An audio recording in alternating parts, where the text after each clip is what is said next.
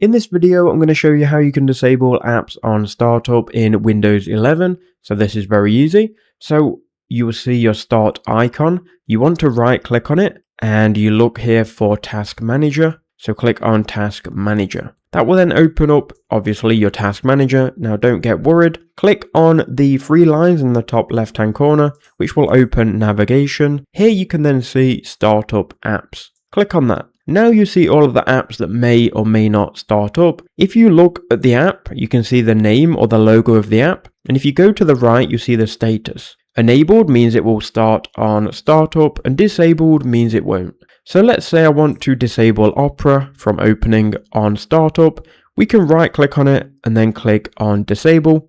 And now you can see it's gone from enabled to disabled.